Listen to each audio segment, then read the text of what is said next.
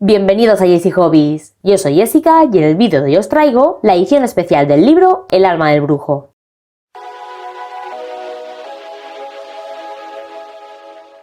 Aquí tengo la edición especial del libro El alma del brujo de Belén Martínez. Esta edición es de tapa dura con un acabado mate y no tiene sobrecubierta. El estilo de diseño está inspirado en la época en la que acontece la novela. Principalmente está hecho en color rojo, negro y blanco con algunos detalles en plateado. Justo en el centro aparecen dos personas de espaldas y de fondo tenemos el puente de Londres y una gran esfera de un reloj.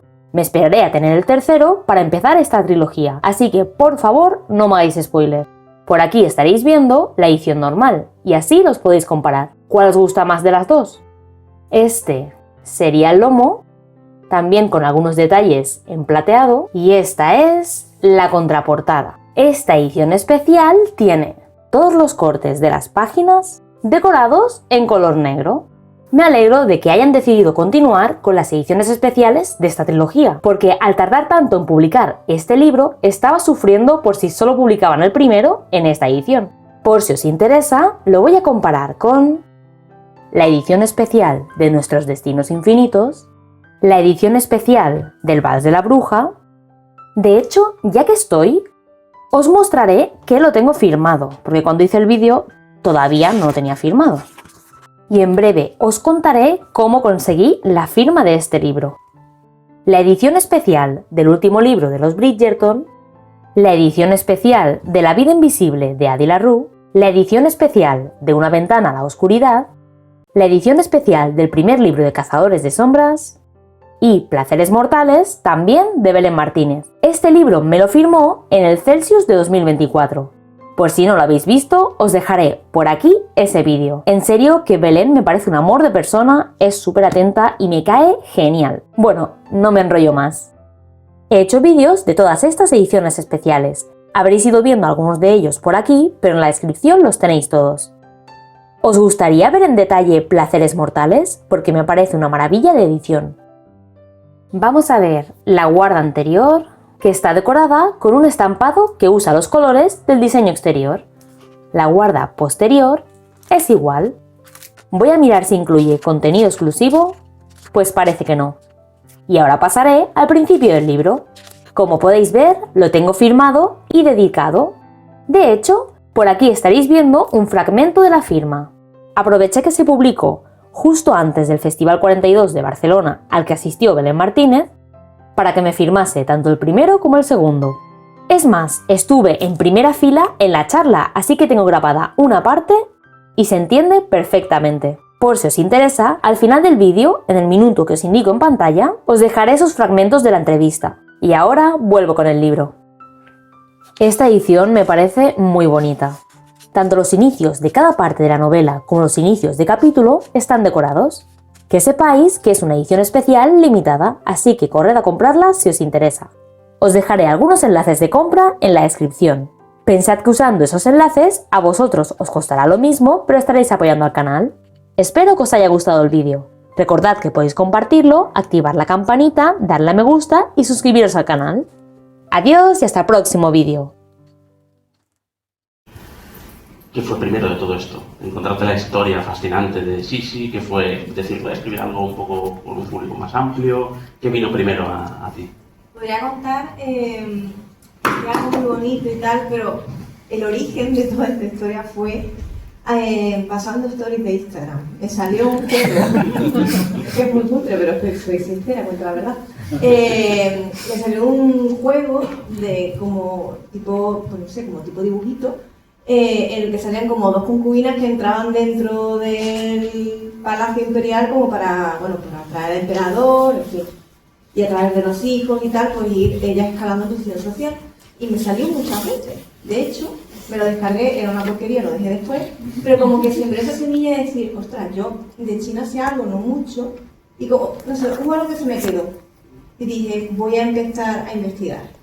Y empecé a buscar temas de emperatrices, de concubinas, y dije, pues esto es un... Yo recuerdo leerme dos libros en inglés que eran de todas las concubinas y emperatrices chinas, de forma muy resumida, ¿no? Media paginita, dije, esto es un tesoro, o sea, como, no sé, no hay historias, por lo menos que llegasen más aquí, tratando, porque era fascinante, o sea, era una barbaridad, eso era una locura, porque claro, la mujer en la ciudad prohibida, ya en los últimos tiempos, porque la capital fue variando, de China, era muy complicado sobrevivir, porque claro, tú tenías que ir escalando posiciones según cómo le cayeses al emperador y a la madre del emperador, que era la emperatriz viuda. Y eso era tener niños, tener varones, cuantos más mejor, luego que tus niños sobrevivieran, porque luego el resto, claro, si tú ibas triunfando, el resto iba hacia abajo. Entonces, claro, había unas luchas, unos celos, unos enfados terribles, y bueno, aparte de la propia historia china es muy interesante. Entonces fue decir, tengo que escribir sobre esto. Y además, como era cuando leí, empecé a leer el libro, por ejemplo, de Cixi, que hay varios novelados y tal, era todo como una atmósfera muy onírica, muy poética. Entre ellos mismos los personajes hablaban siempre con muchas segundas intenciones, muy educados, pero por detrás te clavas muy alto, ¿no? Por así decirlo. Entonces me pareció fascinante y yo tuve claro que quería escribir una historia sobre una concubina.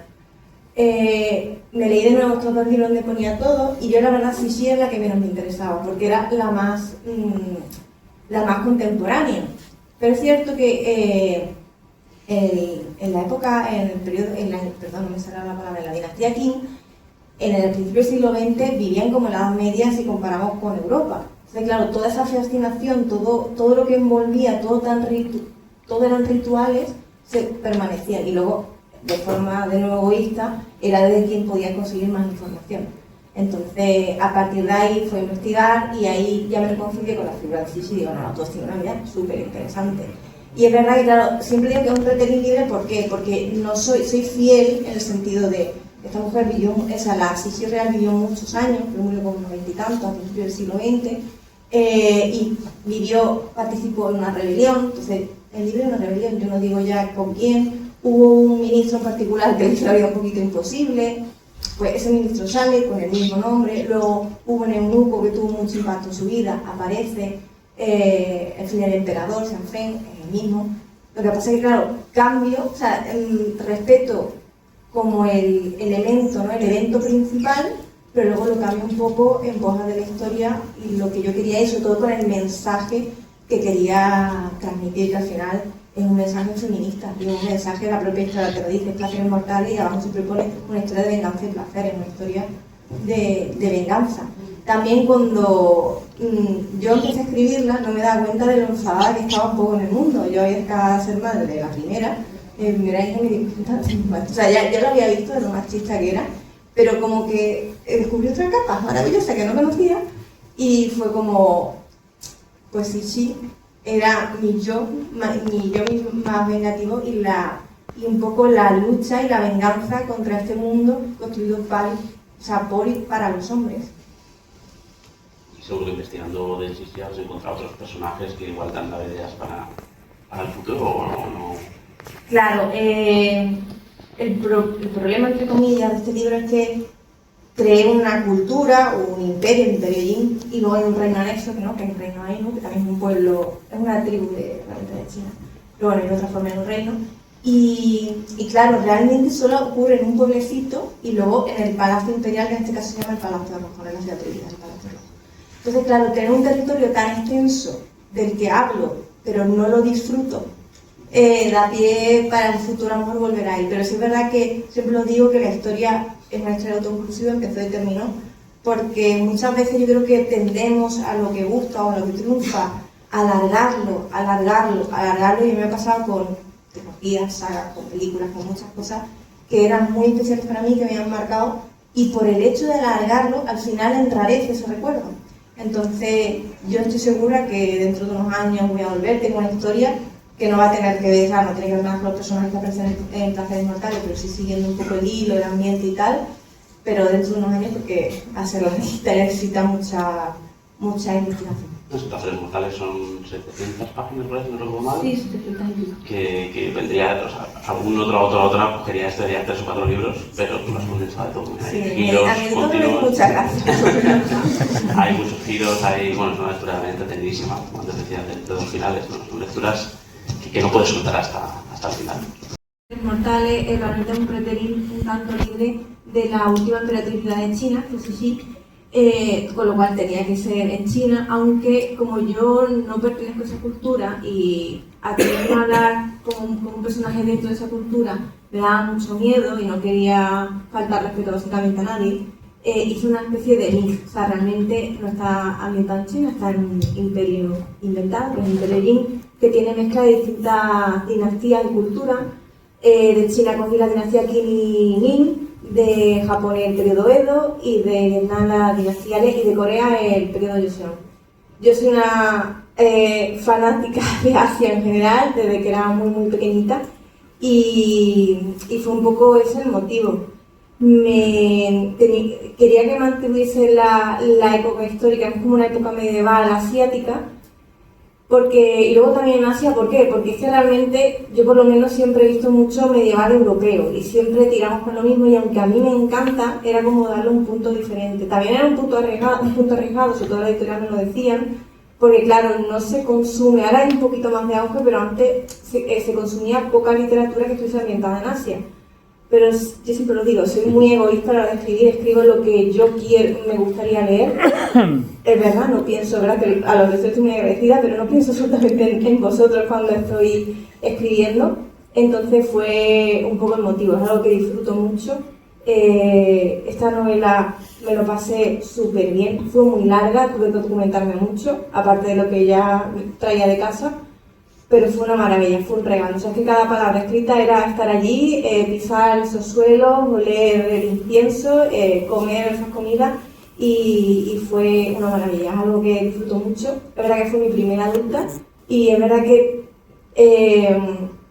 me dio una libertad enorme. Ya de por sí escribir fantasía siempre lo tengo como sinónimo de libertad. Fantasía creo que es la mejor forma de expresarse, ideas políticas de todo tipo. Y además creo que va muy bien con la historia, o sea, con un periodo histórico. Creo que lo nutre todavía más.